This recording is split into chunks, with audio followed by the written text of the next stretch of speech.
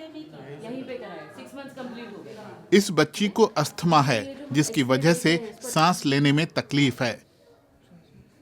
Doctor इसके लिए दिल्ली के प्रदूषण को जिम्मेदार बताते हैं। निमोनिया है, अभी हम इन्फेक्शन का इलाज शुरू करेंगे, भर्ती करेंगे और टीबी की जांचें कराएंगे।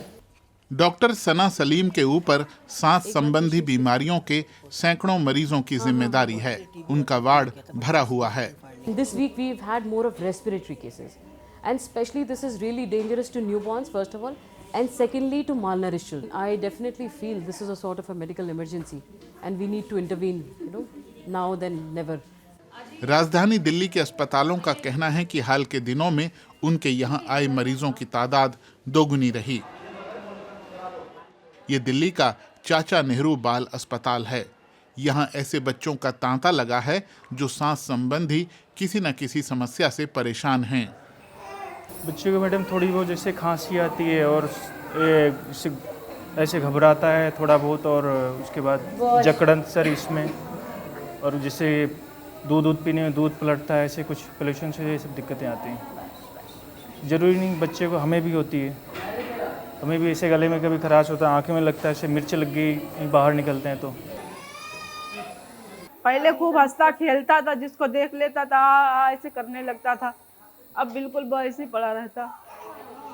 डॉक्टरों का कहना है कि दिल्ली के प्रदूषण से बच्चों को ज्यादा खतरा है।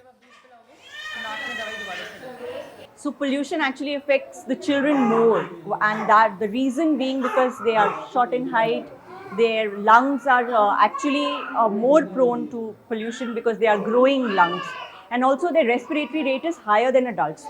They can't sit at one place, they will keep running, and with that their respiratory rates will increase even more. So that is the reason they are more prone to the effects of pollution. ये साल का वो समय है जब दिल्ली की हवा बहुत प्रदूषित हो जाती है।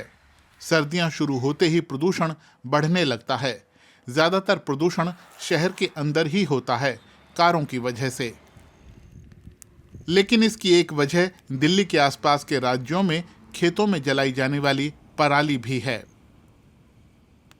दिल्ली सरकार लोगों से घरों पर रहने को ही कह रही है। निर्माण कार्य बंद कर दिए गए हैं और स्कूल भी बंद हैं। लेकिन यहाँ रहने वाले लोगों के पास प्रदूषण से बचने का कोई तरीका नहीं है।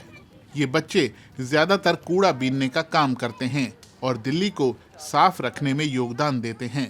लेकिन वायु प्रदूषण से सबसे ज्यादा खतरा इन्हीं को है। आज चेतना नाम के एक एनजीओ की टीम बच्चों को प्रदूषण के बारे में बताने और उन्हें मास्क बांटने आई है।